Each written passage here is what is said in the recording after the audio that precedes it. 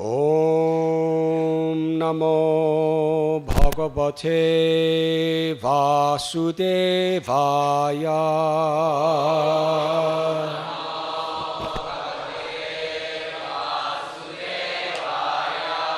Om Narada Uvacha. Iti Daitya Pater Vakyam. Ditir Akaranya Sasnusha. Putra Sokam Kshanatyaktva. Tatve Chittam Udharayat. Sri Narada Uvacha.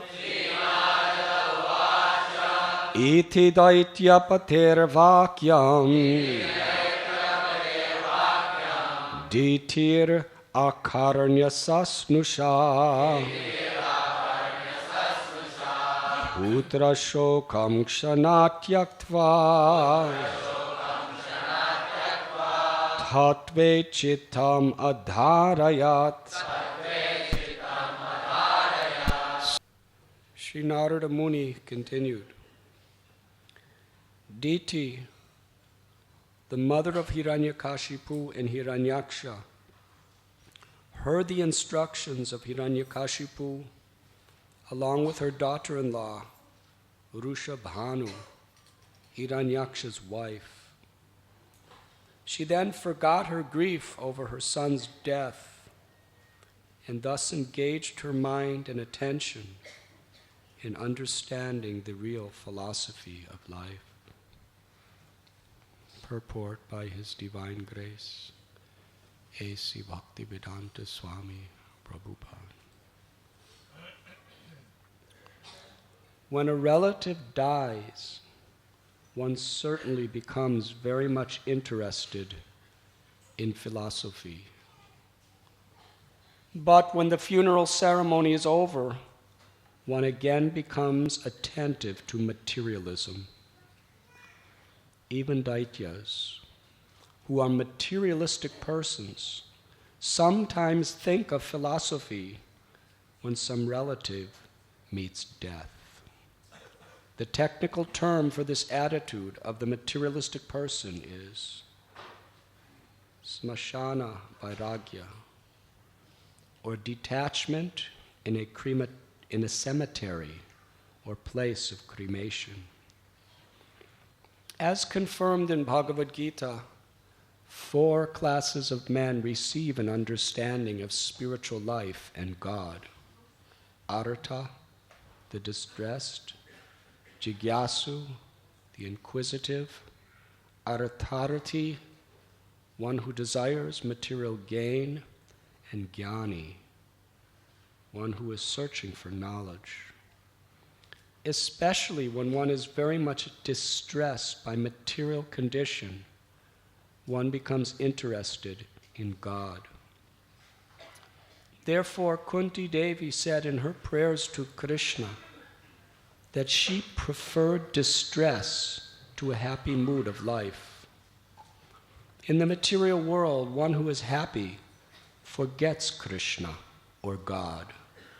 But sometimes, if one is actually pious, but in distress, he remembers Krishna. Queen Kunti Devi therefore preferred distress because it is an opportunity for remembering Krishna. When Krishna was leaving Kunti Devi for his own country, Kunti Devi regretfully said that she was better off in distress because Krishna was always present. Whereas now that the Pandavas were situated in their kingdom, Krishna was going away. For a devotee, distress is an opportunity to remember the Supreme Personality of Godhead constantly. Thus end the Bhaktivedanta purports of the 7th canto, 2nd chapter of the Srimad Bhagavatam entitled Hiranyakashipu. king of the demons. We are reading today from Srimad Bhagavatam, Canto 7, Chapter 2, entitled Hiranyakashipu, King of the Demons. Text 61. We find in the words of Sri Narada Muni how powerful and effective the preaching of Hiranyakashipu was to dispel the darkness of ignorance from his mother, sister-in-law, and other relatives.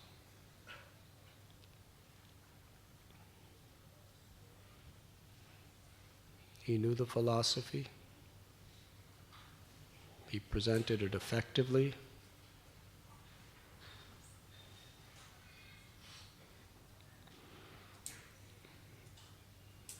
For the purpose of relieving the grief, especially of her mother, his mother. And he did so. Narada Muni tells that she thus engaged her mind and attention in understanding the real philosophy of life.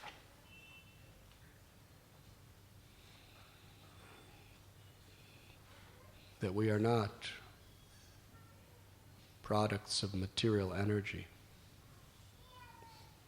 that we are eternal souls.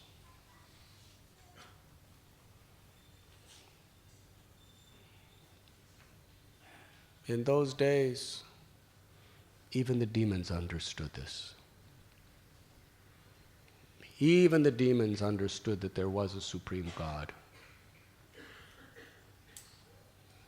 They understood that they were spiritual by nature, separate from this physical temporary body, and that they were eternal, full of knowledge, full of bliss. The demons knew this. The difference between the demons and the devotees is, despite knowing this, still they wanted to be controllers, enjoyers, and proprietors in competition with the Supreme God.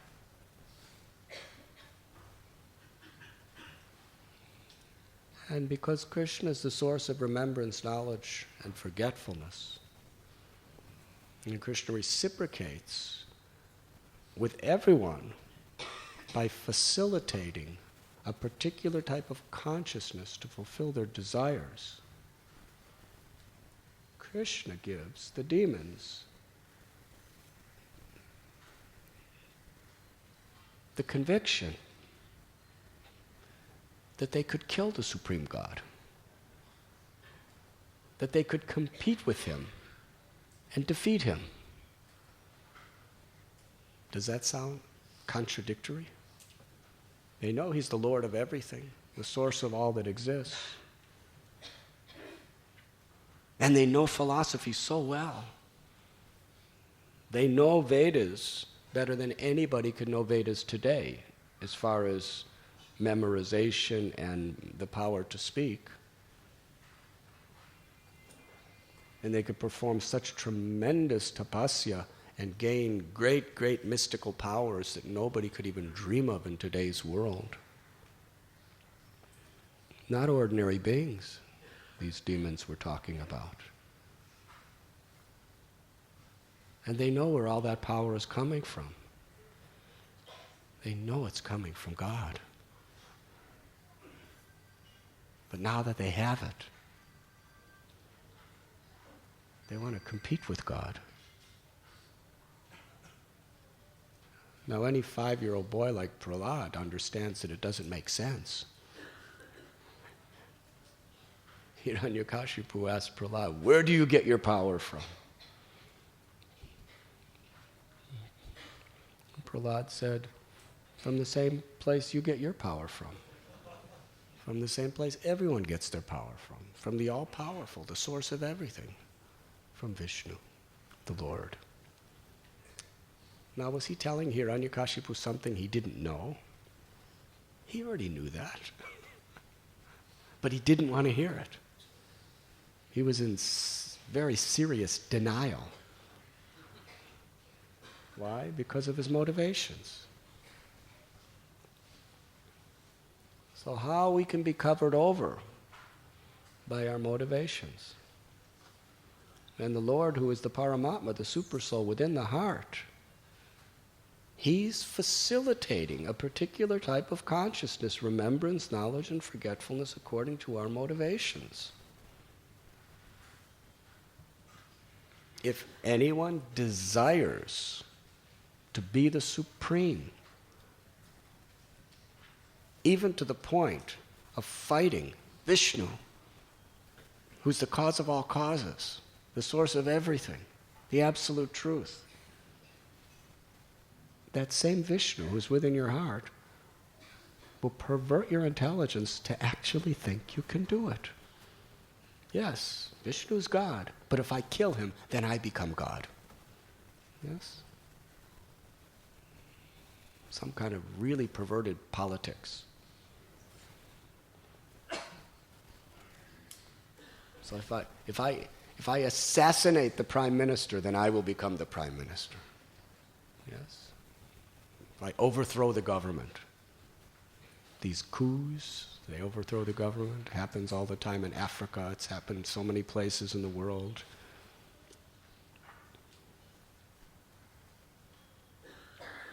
In fact, India did it. We want to overthrow the government and take the post. And usually the prime people who are organizing the overthrowing the government, their ambition is to be in control. And historically, oftentimes it happens. You overthrow the government, the general who takes it, he becomes the president or the king. Hare Krishna. So the same mentality, these demons, like Hiranyakashipu, are thinking toward God. Yes, God's the source of everything, but if I kill him, I become God. Hare Krishna. Makes no sense, but common sense is not very common. It never was, and it probably never will be. Common sense is the most uncommon thing. And why is that? Because of our desires. When we have perverted desires, then the Lord, in order to facilitate our trying to fulfill those desires, He has to pervert our intelligence. He has to pervert our whole perspective of reality. Otherwise, there's no hope that our perverted desires could ever be fulfilled.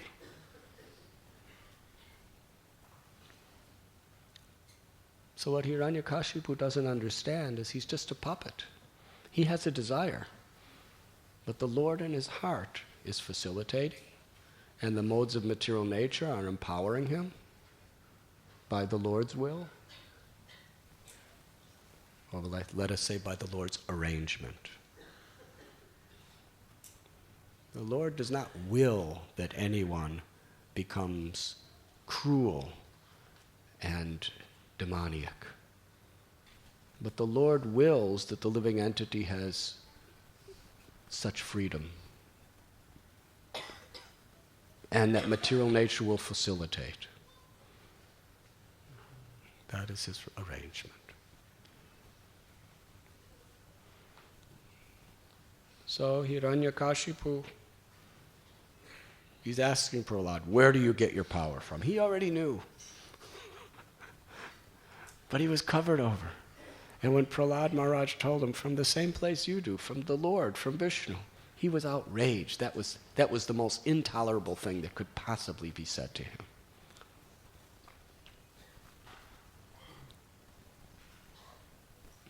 said, let me see your Lord save you now, I will kill you.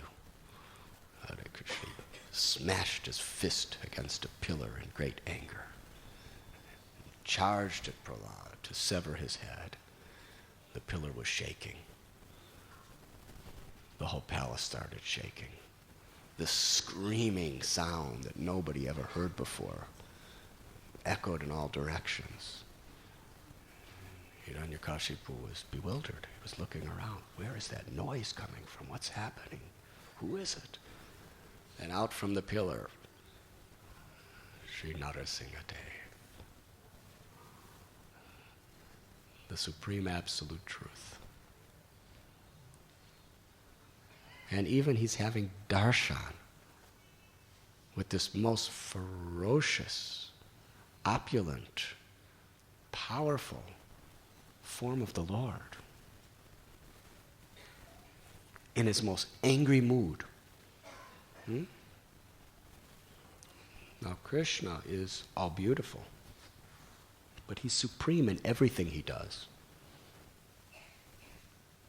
When the Lord is angry, he is supremely angry.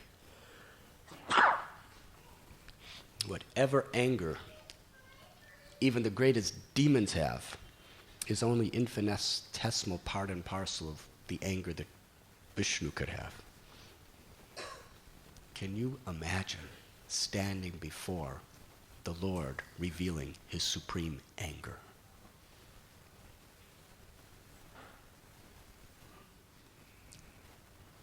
And all his anger is directed toward you.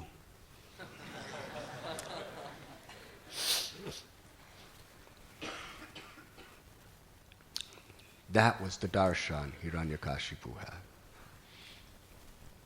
Now for most of us, we would definitely bow our heads down and say, please be merciful to me and forgive me, my Lord. But Hiranyakashipu, because of his desire and because of his false pride, he was so blinded. He was convinced in his heart that he would kill Narasimha-Dev. And he attacked him with a sword.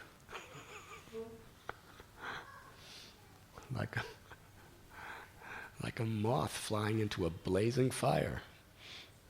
And he really was convinced he could win. Where did that conviction come from? Now all of us, we're reading Srimad Bhagavatam, we're hearing about what this amazing form of the Lord.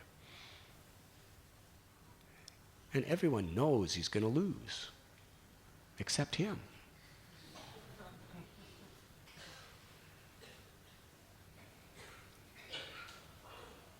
Naham prakasha saravasya yoga maya samavrita mudoyam nabijanati. Bhagavad Gita explains how this potency of maya just completely covers our intelligence. Maya means that which is not. And so many levels and degrees by which we come under this deluding potency.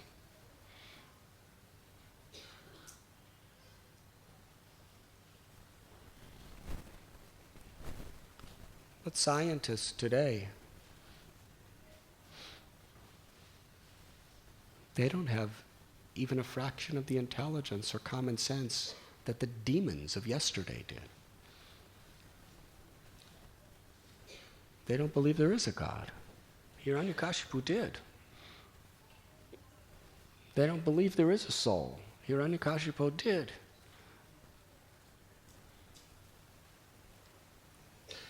And they are the greatest educators in the college and universities, writing textbooks, giving lectures, influencing society.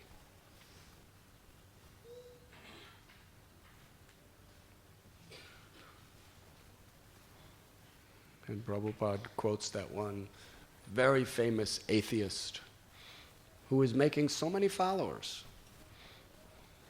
And part of his preaching was he would stand in a public place and get hundreds of people to gather around him.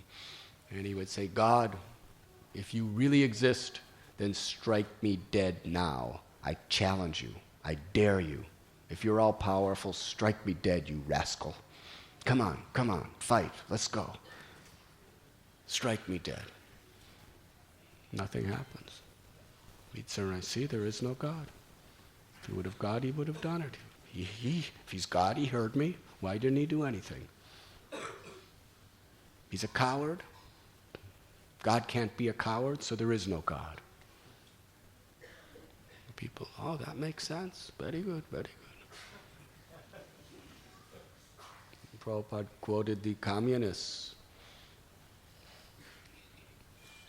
They would create, by their own political manipulation, poverty, so people didn't have food.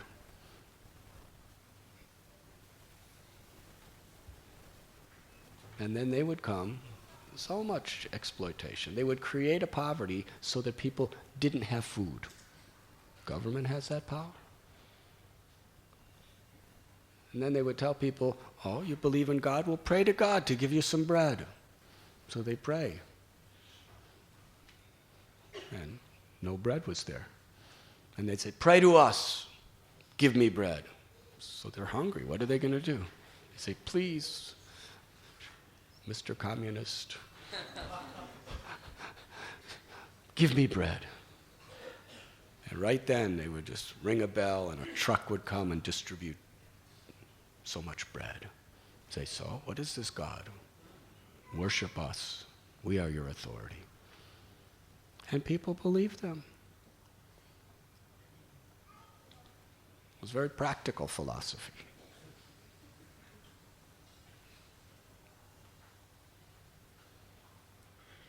But we find in all of the scriptures that the great demons who were really, really powerful, they knew the soul, they knew God, they knew everything. The only problem is their desire. And it's so amazing how the Lord covers you over according to your desire. Duryodhana, he knew that Krishna's God.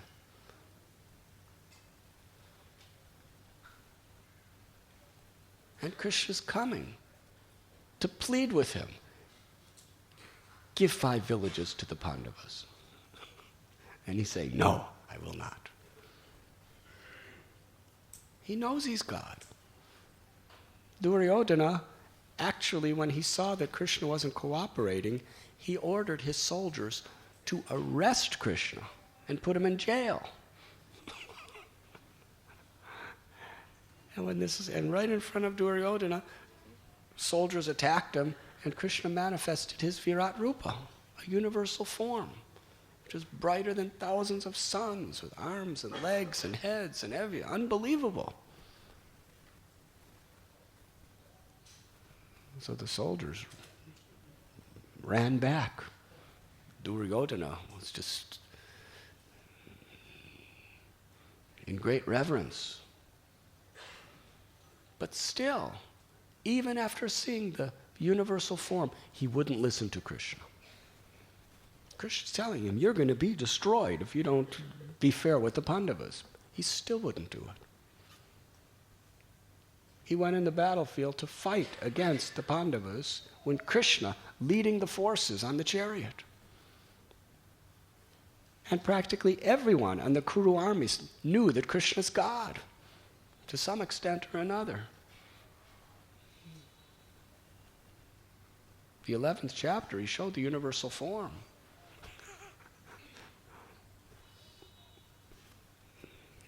Common sense is very uncommon because of our ulterior motives. Essentially because of our insincerity. If there was one thing Srila Prabhupada emphasized more than anything, it was that we should be sincere. Take this Krishna consciousness very seriously. Because if Krishna sees that we are sincere, Krishna gives us clear intelligence. We can understand things very simply.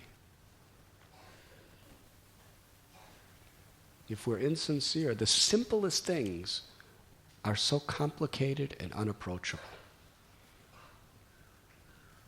If we're sincere, the most complicated things are very simple. There's Katanchana smrite yasmin. In Sri Chaitanya Charitamrita it is said, for one who takes shelter of Sri Chaitanya Mahaprabhu sincerely, even the most difficult things become very simple to understand and to execute. But for one who does not take shelter of the Lord, even the simplest things become inconceivable and impossible. Isn't that true?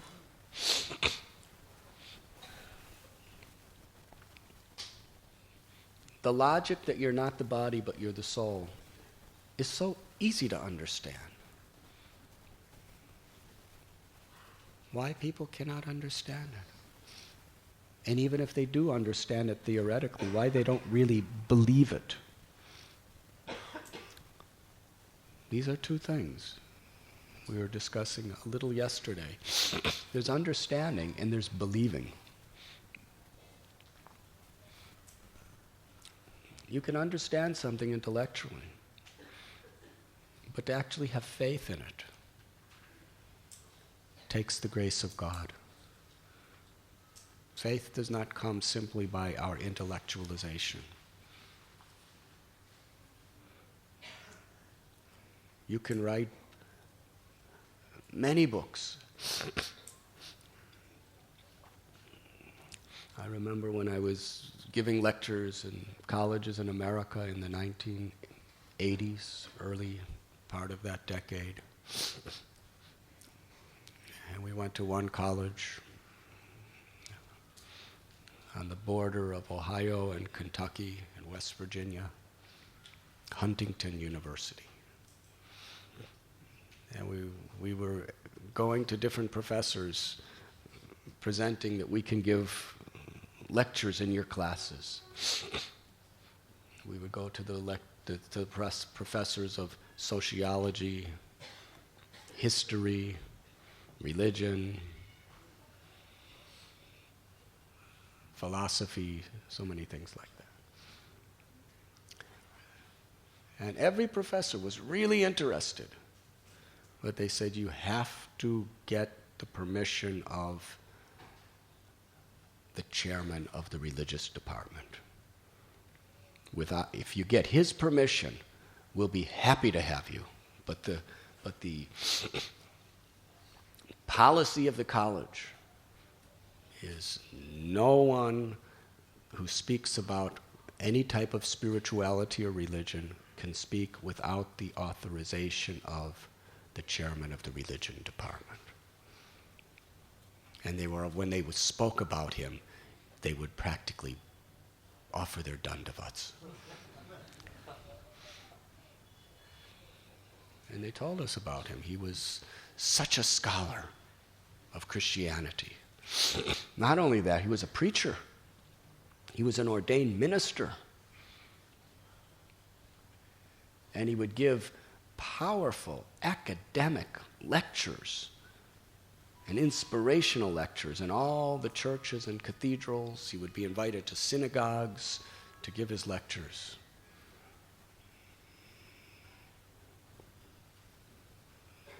So we approached him.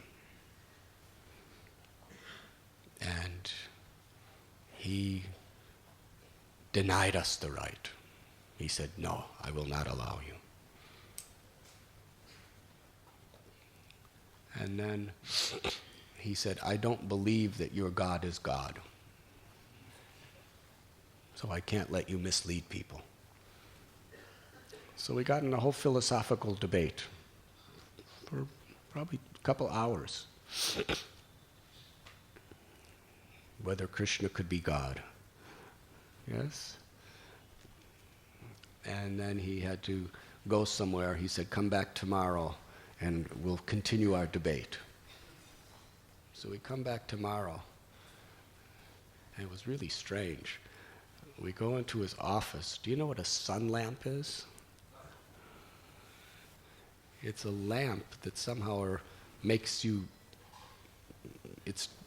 get the color as if you're under the sun. Because these American kinds of people are sometimes really white in color.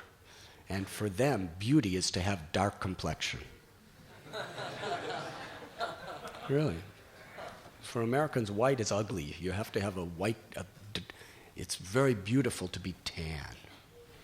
Like an Indian. In India, they feel if you're white, it's very beautiful.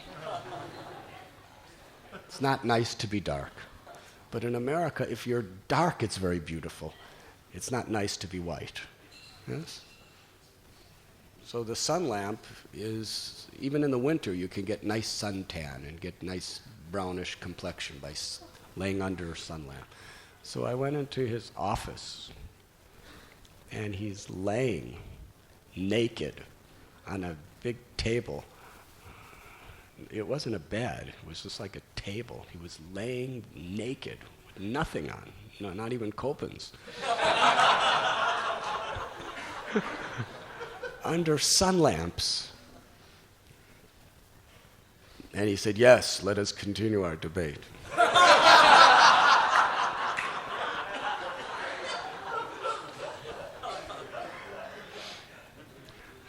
I told him, I told him there's too many distractions for me to debate.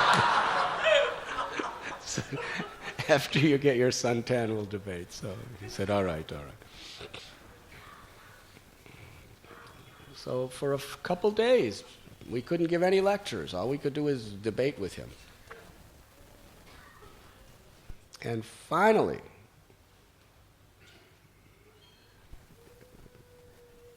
all of his arguments were quite defeated.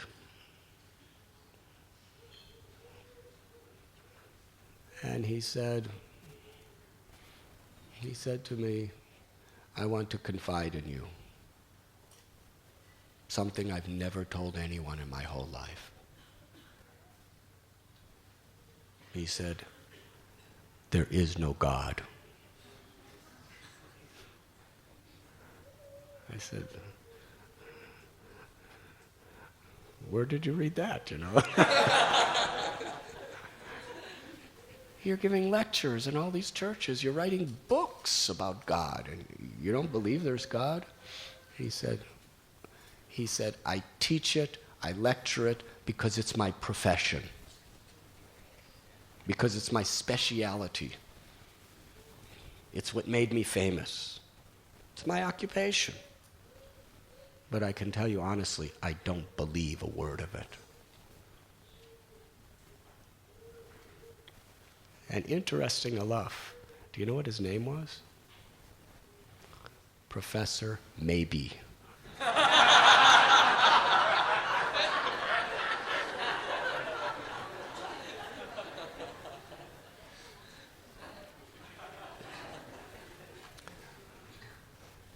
So I said, "Don't you think that even maybe, your name is Maybe, maybe there's a God?" He said, No.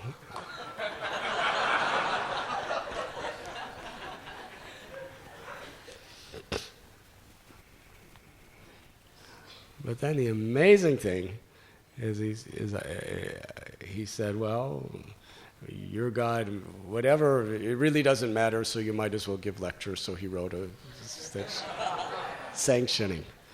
So then we got to go in all the classes.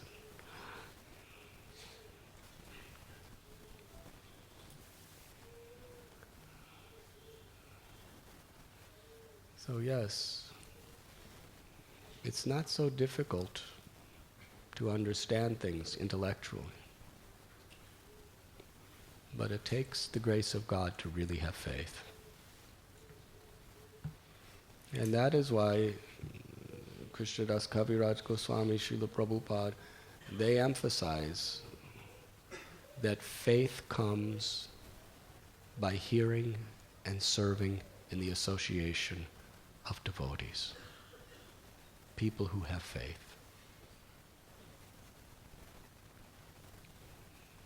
Lord Nityananda, I will give you love of God through Harinam.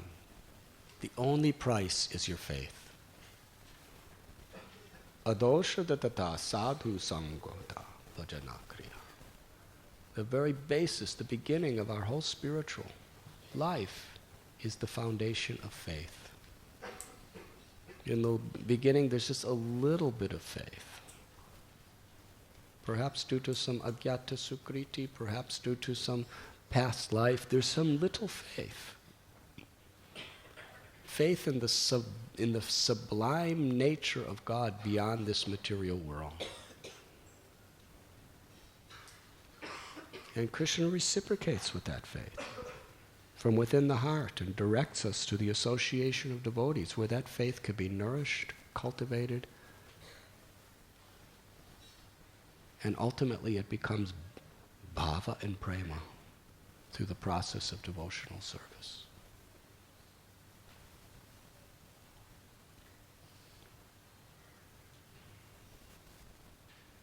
If you want a justification to enjoy this world, be the controller and the proprietor according to the mode of nature and the intensity of your desire, the Paramatma, who is unlimited, could perform the most incredible miracles with your consciousness.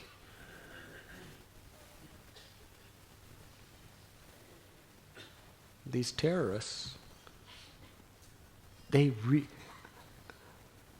I would think that they really believe what they're saying. They really believe that if you kill these people, you will get the rewards in heaven. Innocent people, women, children, even people of your own religion, if they happen to be walking by. That doesn't matter. They believe that.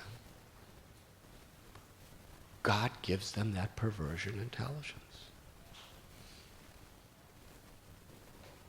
If you really want to get away with something, Paramat will give you the faith that you can get away with it. Even though it's absolutely crazy. Yes?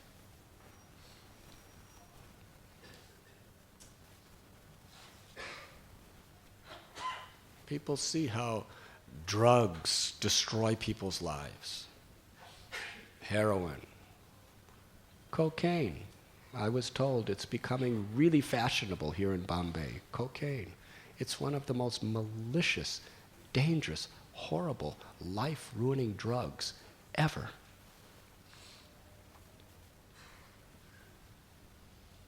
In the West, we have seen so many people's lives are absolutely destroyed because they become addicted to this cocaine. You see it, you hear about it. Why would anyone want to do it? Feels good. Because the Paramatma just completely warps their intelligence. Take this heroin, take this cocaine, you're going to suffer, you're going to become addicted, you're going to die, and you're thinking, no, not me. Maybe everybody else, but not me. And you do it. Absolutely no sense at all. The only way anyone could do those things after seeing and hearing what's going on is the Paramatma has to completely cover your intelligence. And why does he cover your intelligence? Because that's what you want. Otherwise, you can't enjoy it.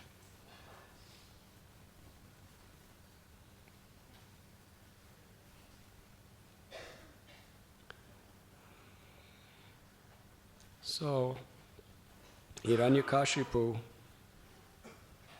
how much he was covered over. Duryodhana, how he was covered over. Seeing the universal form, seeing Lord Narasimhadev, and still thinking, I will win. Hare Krishna.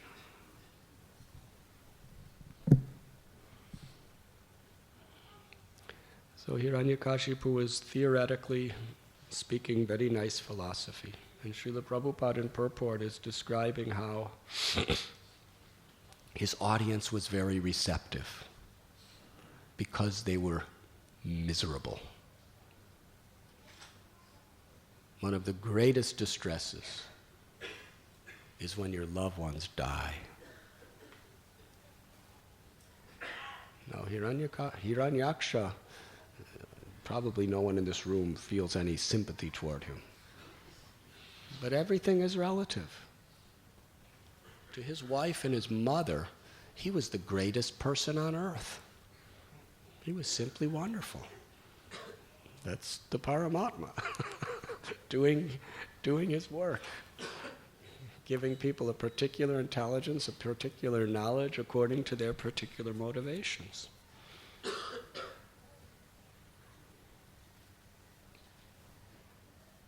And Prabhupada describes one is very much interested in philosophy at a funeral. When one is sobbing and weeping,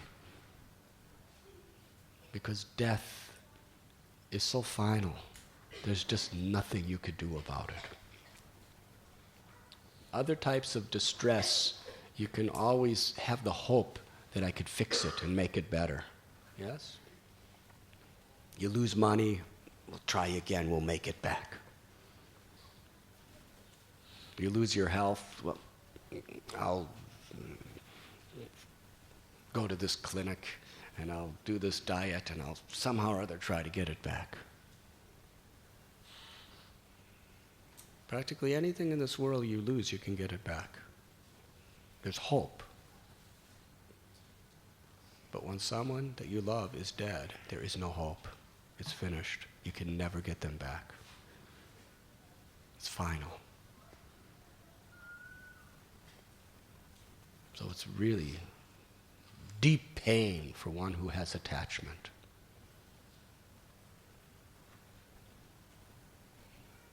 And this final thing called death is such a mystery. People naturally are inclined toward philosophically understanding what is it and why and who am I.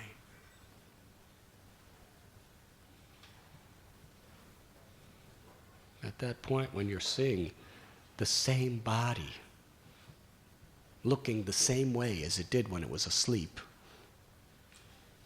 but the person's gone, it's so obvious that he never was his body.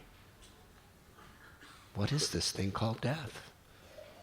Why are we destroying the body? Somewhere deep down inside, everyone has to think like this, consciously or unconsciously.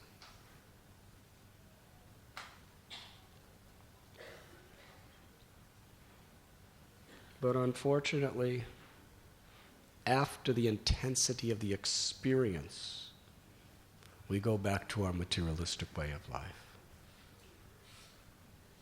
And therefore, Srila Prabhupada is citing Queen Kunti. Better to stay in distress. Because when you're in distress, you turn to God if you have some piety. And even these impious people were turning to philosophy. But when happiness again comes, when the distress is relieved, the tendency is again just to go back into your normal routine of materialistic ways.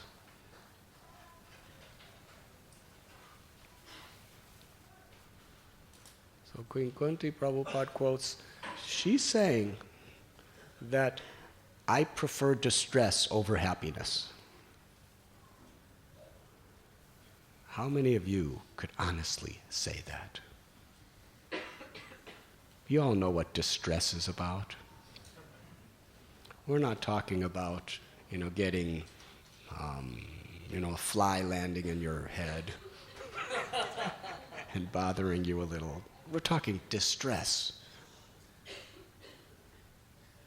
Queen Kunti was talking about real distress, a mother's love.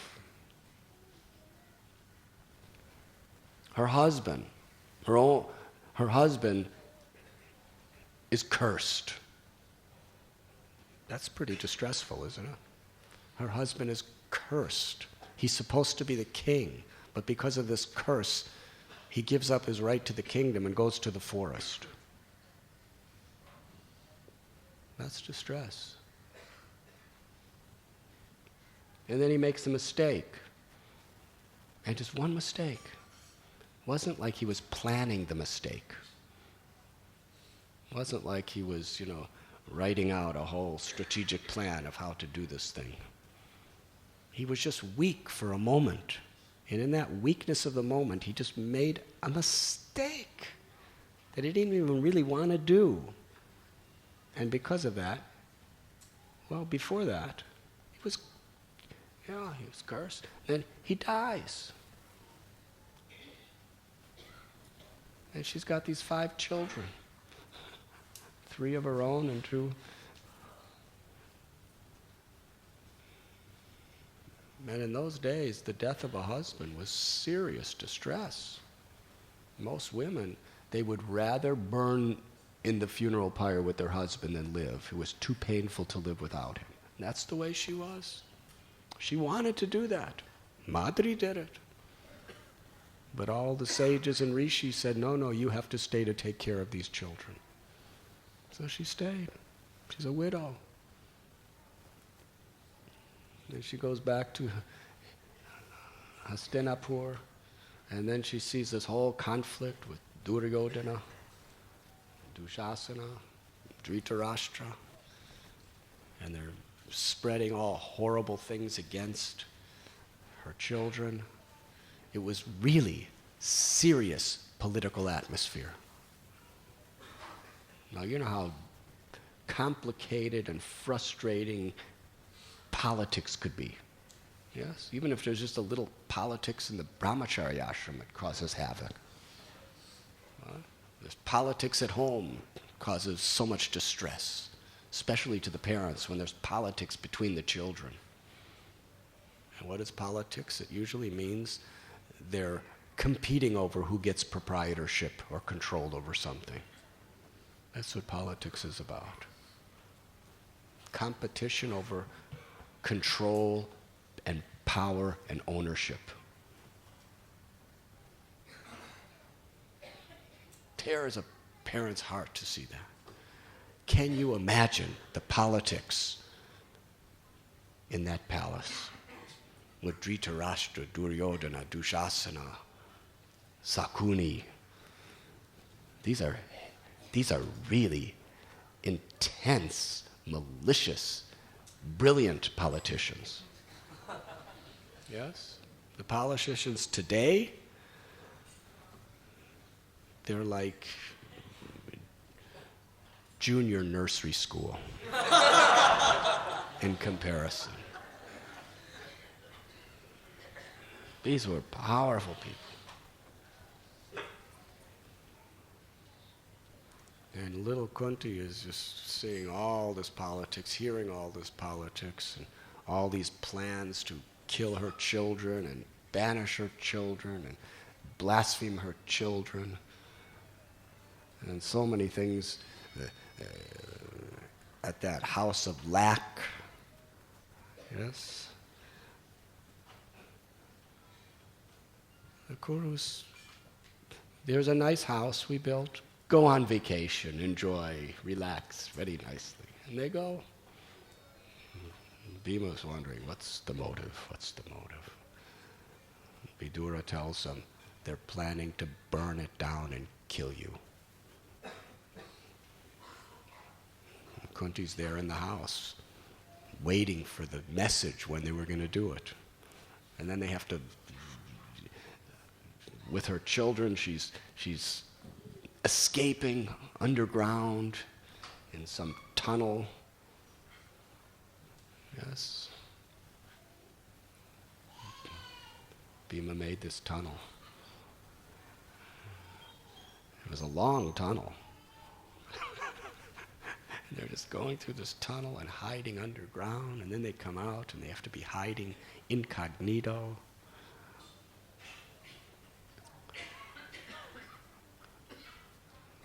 Horrible. And then she gets the news that Bhima's dead, and thrown in the water. They poisoned him. And then some snakes bit him and neutralized the poison. Very nice. And so many things. And then ultimately the gambling match. And they're banished to the forest, 12 years. How she suffered. That's distress. Just one thing after another. And she's praying to Krishna when everything's good. The war's over, the Pandavas are kings, everyone loves them. And Krishna coronates, he's there for the coronation of Yudhisthira. And then he's going back to Dwarka, and Kunti is praying, let the calamities come. Because when the calamities come, we could only turn to you and you were always here with us. Now things are very nice. We won't be crying out for you anymore. And therefore we'll forget you. You see, it's not just a matter of remembering Krishna. It's a matter of remembering Krishna with feeling.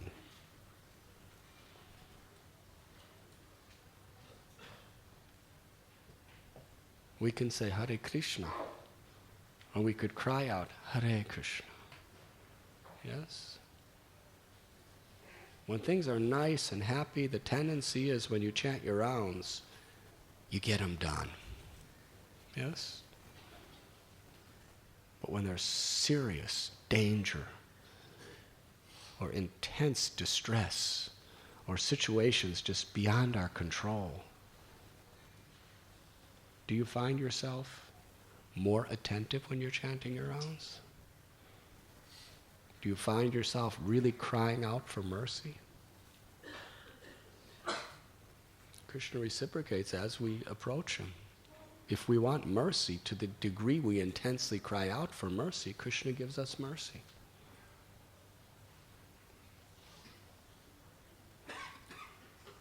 So amazing. Everyone is looking for happiness, except Kunti Devi. She's telling, I prefer distress over happiness. Because all I want is Krishna, that's all. Happiness, distress, these are all illusions.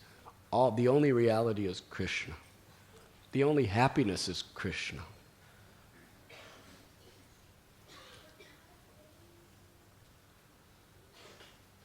Krishna wants to give us supreme happiness. The reason Krishna puts us in distress is because he wants to give us supreme happiness. He wants us to rise above the happiness and distress of this world.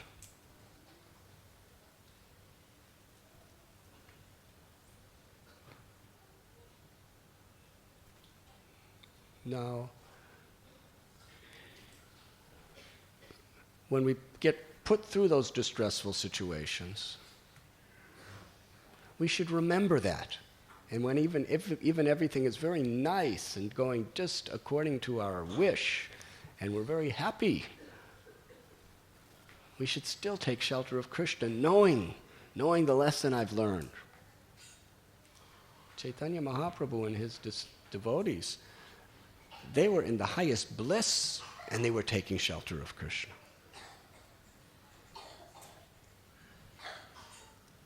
But the tendency for most of us is this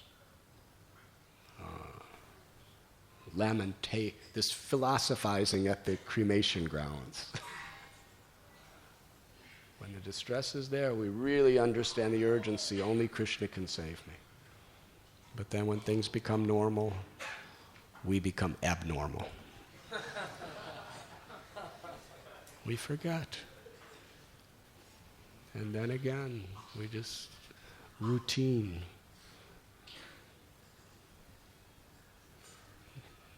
That is one of the reasons association with devotees is so important. Because in the association of devotees, even if everything's really blissful and everything nice, still we hear how we have to take shelter of Krishna.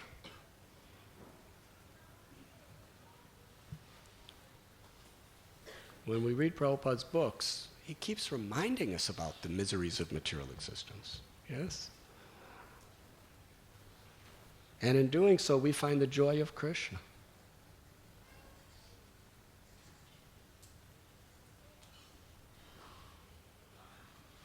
Prabhupada says, for a devotee, distress is an opportunity to remember the Supreme Personality of Godhead constantly.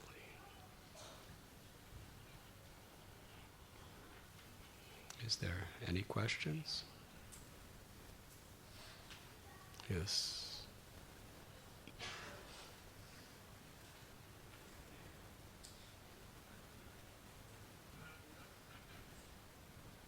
Haribol Maharaj. Maharaj, I face this problem very regularly because many devotees, they come to talk with me for some counseling for finance. So, as you said very clearly, that association of the devotees is the most important thing for a sincere devotee.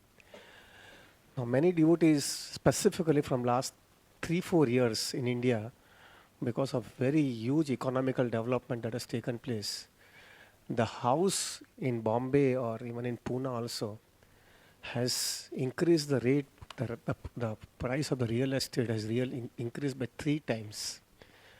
The rate which was before 3 years back, even a small house to buy in Mira Road is around 4 lakh rupees. The same house is right now around 10 to 12 lakh rupees. Now those devotees are really sincere. They really wanted to associate with the devotees. That's why they want to stay in Bombay. They are not attached to Bombay. They don't want any pleasure or something for Bombay. But now to stay in Bombay itself has become so complicated and so difficult now. In that circumstances, we cannot even tell him because his financial situation is not that good. And even if you want to help us through our concern like Yamuna Kinare also, there also, Maharaj, it is not possible because he doesn't have that much repayment capacity also. In that situation, what this devotee should do in these circumstances?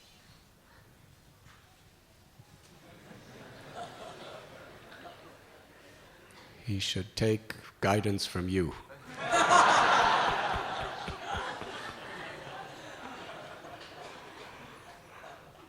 Does that answer your question? I'm not able to guide them properly, Maharaj. What? I'm not able to guide them in a clear way. I just tell them you rely on Krishna. But they say that should we go away from Bombay? If you go away from Bombay, then what about our spiritual life? It's a very good answer. I think the answer to that question in general is you should accept what is most favorable for your Krishna consciousness. Now, how that applies to each individual particularly, that will vary according to the particular situation of that person.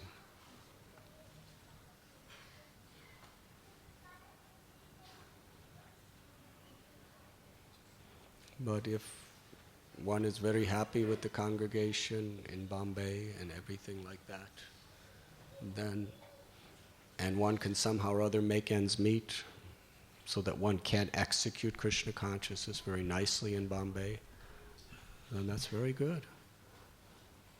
But if it really becomes very, very difficult, then there are other places also that one could live and execute Krishna consciousness. But just try to go somewhere where there's nice association of devotees.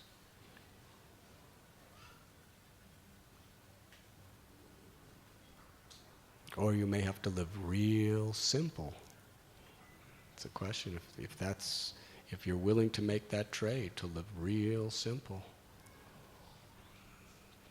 to have the opportunity, then you can do that also.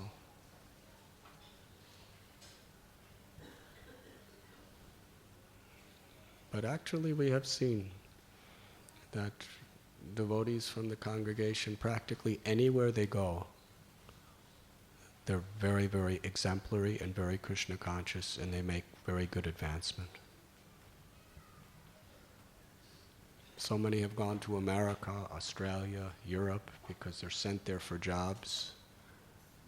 And I see most all of them are doing just as well in their Krishna consciousness because they take the mood and they keep communication with devotees here. They keep really nice communication. They feel separation from Radha Gopinath. The training that they receive, they take with them. And they're oftentimes doing excellent service for Lord Chaitanya's mission at different centers around the world. Sometimes prominent preachers in those centers. And they find nice association of devotees. So if a person's sincere, even if they have to leave Bombay, if they take that spirit they have received with them and keep nice communication, they grow. And oftentimes they do much greater service than they would if they were here. Yes? Govinda Prabhu, you have seen?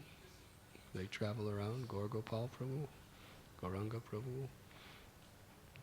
Sometimes they want to come back to Bombay. We say, no, better you stay here. Here you're a prominent person pushing on Lord Chaitanya's movement. Come back and you'll just be one of the thousands of people doing a little service. Huh?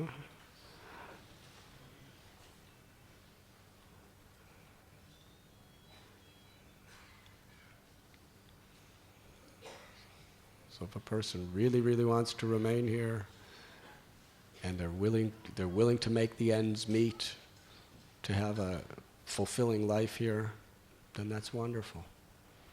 But if they're being sent away due to their work or due to economic situations, if they're sincere, they'll make wonderful advancement in Krishna consciousness.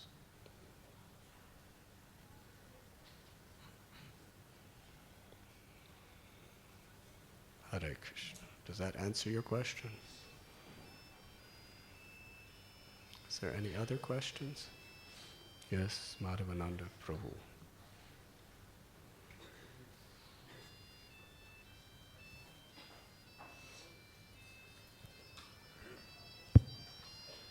Maharaj, this is regarding the faith which you spoke. One is the understanding and Whose cell phone is that? Whose cell phone? It's a very nice melody.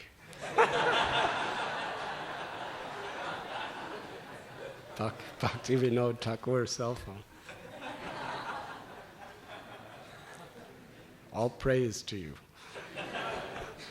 Reminded all of us of Lord Nityananda Prabhu.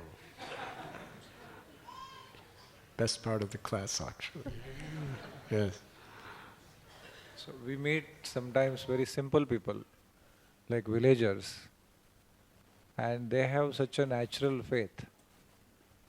They immediately, they can relate to, things, pastimes about Krishna, Mahaprabhu, very, very genuinely. And then, this is my own case, I compare myself that, intellectually I'm reading books and understanding the philosophy. But I do not have even the fraction of that kind of what you will call as a faith as an emotion. It's naturally there. So how do we go from this intellectual side to the faith as an emotion? Actually, you believe it.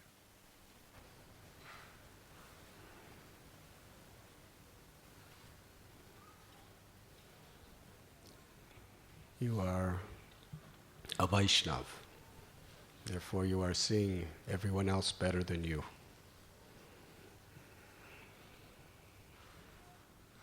But I'm sorry to disappoint you. by saying you actually have very good faith.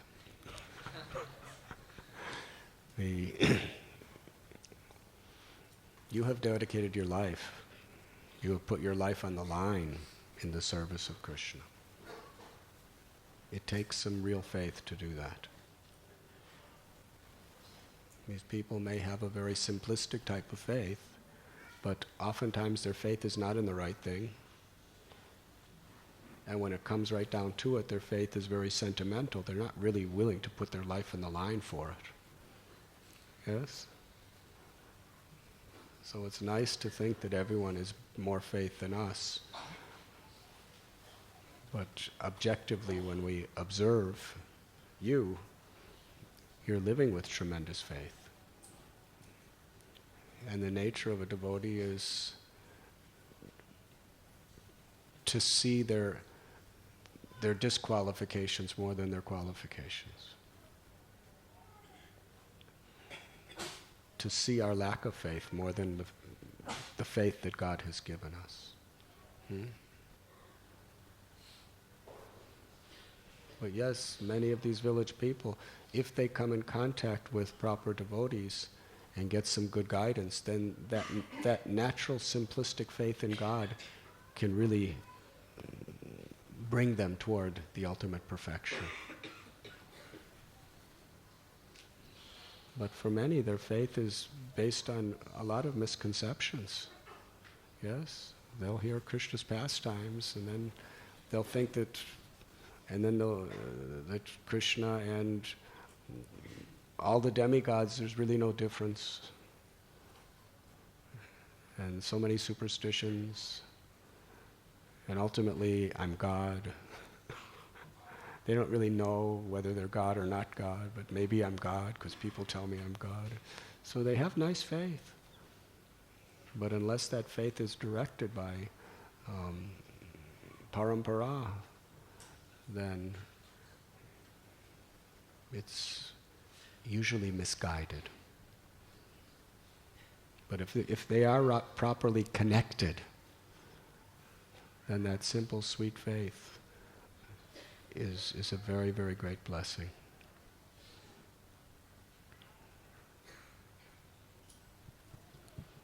Now we may be more intellectual, more philosophical,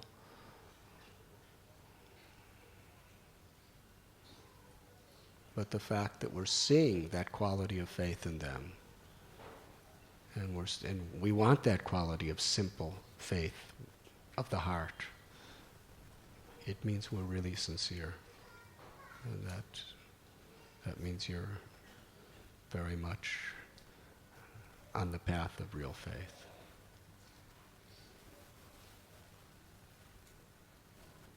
But simple living, high thinking. Even if we're in a complicated situation due to our livelihood and our occupation, we should try to be very simple at heart. That means without duplicity. To be humble, to recognize and admit our shortcomings, and to call out for help. The problem is because we're intellectual or because we have some high position, we become proud. And if we're proud, we can't humbly cry out for God to give us that faith. Oftentimes these villagers, they have very little, so they're humble. They have very little to be proud of. And they're grateful for whatever they get. And faith is nourished by that humility and that gratitude. And that simplicity is really their opulence if they have proper guidance. Whereas for those who have positions or wealth or prestige or knowledge,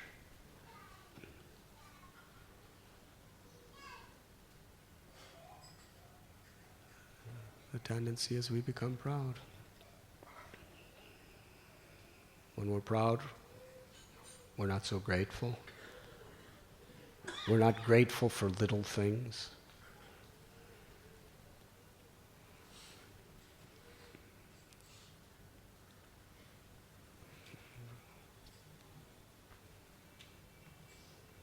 And faith cannot really grow properly in a proud heart. So we should learn from their simplicity and try to apply it to our life as far as possible. Yudhisthira Maharaj was very simple, even though he was a king. Prataparudra Maharaj was very simple, although he was a king. They were very simple and they were very humble. Rupa and Sanatan were prime ministers. They were very simple and humble.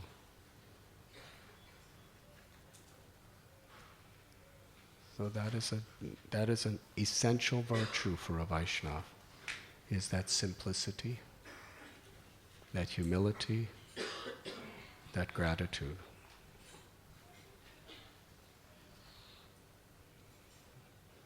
So that conviction is transferred from the logic of the brain to the faith of the heart. Does that answer your question?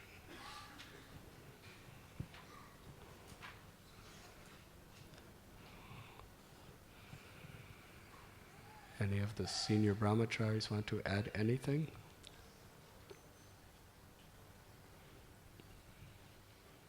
No brahmacharis think they're seniors, so nobody will say anything. They're very simple. Srila Prabhupada ki jai. Thank you very much.